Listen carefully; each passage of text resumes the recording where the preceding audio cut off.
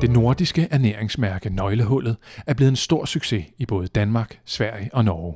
Og på den første nordiske nøglehulsdag nogensinde var der enighed om, hvad det skyldes. Hvad opfatter du som nøglen til nøglehullets succes, når du skuer tilbage? Nøglen er, at vi alle som forbrugere gerne vil have mulighed for at træffe et hurtigt valg. Finde det ernæringsrigtige, finde det sunde. Hvis vi skal i detaljen, så begynder vi at læse 100 grams mærker. Men nøglehullet, det er jo det hurtige valg, når vi alle har lidt travlt og skal gøre indkøb i den lidt stressede periode efter arbejde.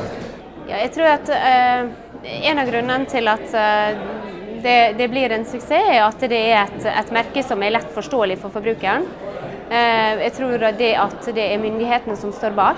Det er en afsender. For mig der er nøglehul det nemme valg.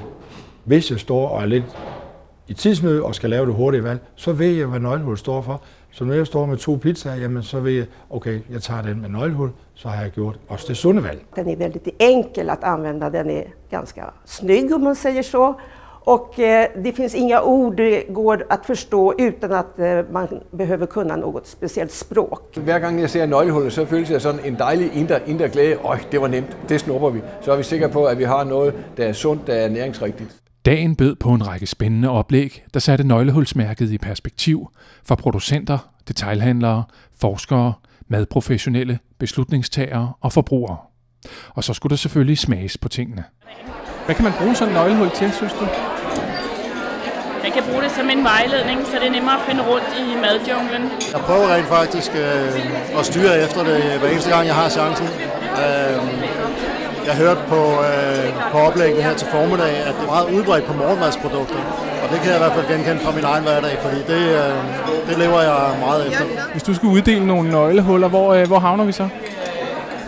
Så vil jeg nok kigge på salaten her, fordi at den er ikke særlig fed. Der er en masse rødkål og bær i. Ikke særlig mange fedtstoffer og en lille smule syre. Så vil jeg give den grønne salat et nøglehulsmærke. Der vil være mange ting, der vil kunne gå igennem, tror jeg. Fisken ville helt klart også få et mærke. Det vellykkede nordiske samarbejde har været vigtigt for at udbrede kendskabet til og brugen af nøglehulsmærket.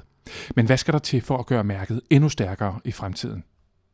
I framtiden måste vi 4 myndigheter som vi satsa på att konsumenterna, förbrukarna förstår att det är myndigheter som står bakom.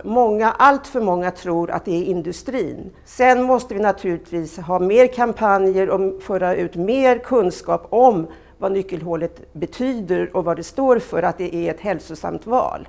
Jeg tror det må en enda tydeligere kommunikasjon til fra myndighetenes side. Det må en kommunikasjon på at det ikke er et slankeprodukt. Nøkkelhullet betyr kun sunnhet, ikke slanking, som jeg tror mange ser på det som. Og at flere producenter hiver sig på bølger og kommer med nøkkelhullsmærket mat. Værdien af de her mærker, det kræver, at vi nu er meget omhyggelige med, hvor mange mærker vi bruger. Vi har øgemærke for økologiske produkter, vi har nøglehulsmærke nu for nogle sunde og ernæringsrigtige produkter, og jeg tror, vi skal være meget varsomme med at komme med ret mange flere. Vi skal have de rigtige varer med nøglehul på, og jo flere jo bedre.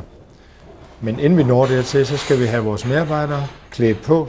Vi skal informere kort og præcist, hvad nøglehul står for. Det er et super godt mærke, og det er meget nemt. Jeg tror, at den videre succes, den kommer til at afhænge af, om vi nu kan få nøglehullet på nogle menukort, at vi kan også få det måske på uemballerede varer i en bagerbutik for eksempel. Det vil være det næste step.